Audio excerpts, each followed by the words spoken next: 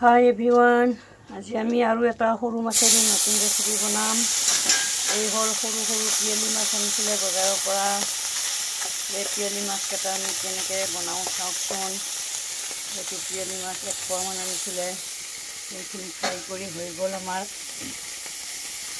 এইখিনিৰ লগত আমাক লাগিব সৰু আলু এটা, তাৰপিছত এয়া আদা, নহৰু, কেঁচা জলকীয়া, থেতেলা, এয়া আমাৰ আদা পাত পিচি লোৱা পানীটো, আদা পাত পিচি লৈছিলোঁ আমি।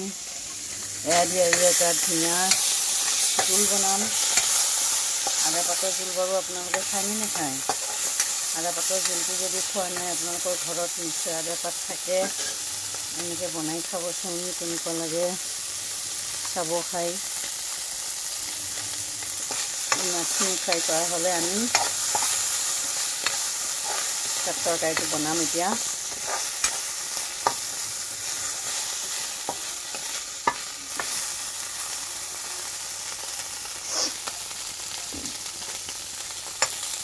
অকণমান খৰকৈ ভাজি দিছোঁ মানে মাছখিনি। অলপ নৰম হৈছিলে, ভাঙি গৈছে। ভাঙি গ'লে একো নাই, আদা পাতৰ জোলৰ লগত ভাল হৈ যাব। এনেই ভাজি খাবও ভাল লাগে।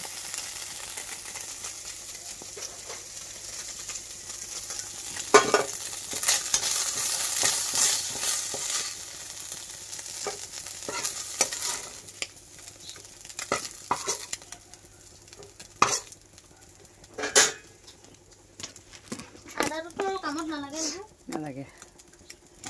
এইটো কেৰাহীত এতিয়া তেল দিছোঁ আমি। কেৰাহী গৰম হৈয়ে আছে অলৰেডি। পিঁয়াজ ভাজি দিছোঁ।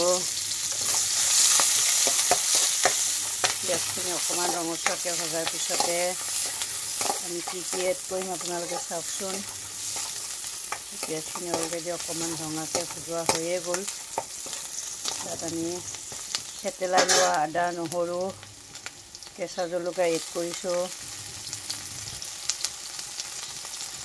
আদা, নহৰু, কেঁচা জলকীয়া এড কৰিছোঁ।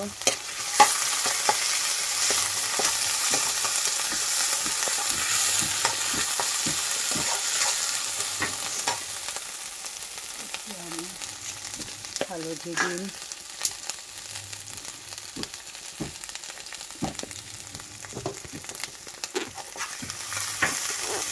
হালধি দিলোঁ। এতিয়া নিমখ দিম আমি।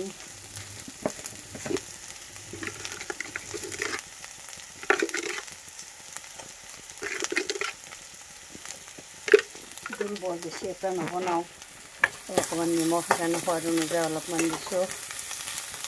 এইখিনি মছলাখিনি আদা, নহৰু, কেঁচা জলকীয়া, পিঁয়াজ ভাজি লোৱাৰ পিছতে আমি যে আদাৰ পাতটো পেষ্ট কৰি লৈছিলোঁ সেইটো ঢালি দিছোঁ।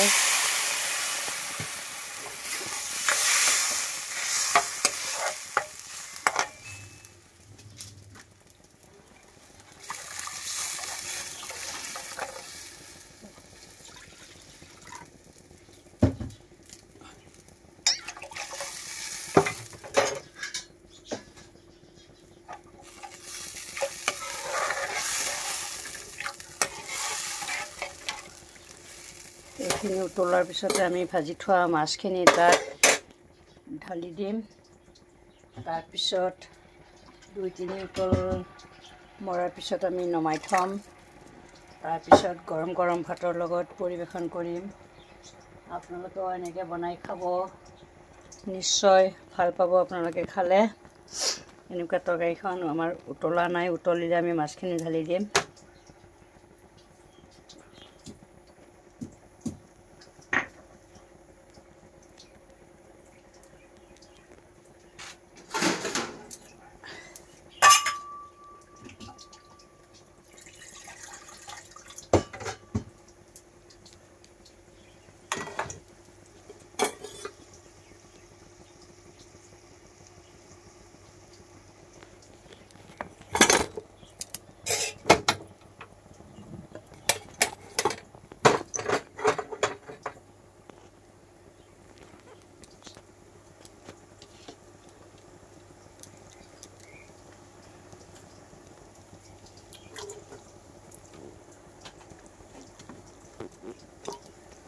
ইয়াত আপোনালোকে আলু এড কৰিব পাৰে।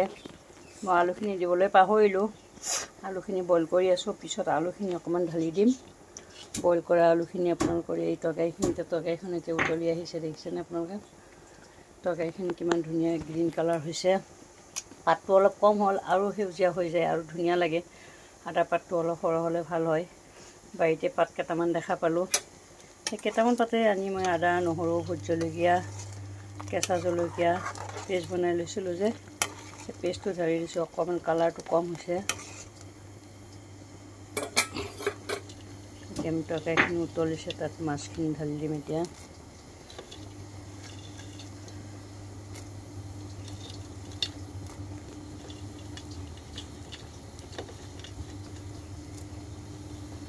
এনেকুৱা সৰু সৰু জীয়া মাছ থাকিলে আৰু বেছি ভাল লাগে, বহুত সোৱাদ লাগে তৰকাৰীখন। আপোনালোকে এনেকৈ খাই চাব, নিশ্চয় ভাল লাগিব, ভাল পাব। মই এতিয়া আলু বইল কৰি থৈছিলোঁ, আলুখিনি অকণমান বইল হোৱাৰ পিছতে মই তাত ঢালি দিম। তাৰপিছত আৰু একোতলমান হোৱাৰ পিছতে বন্ধ কৰি দিম, তৰকাৰীখিনি হৈ যাব। তাৰপিছত গৰম গৰম ভাতৰ লগত পৰিৱেশন কৰিম।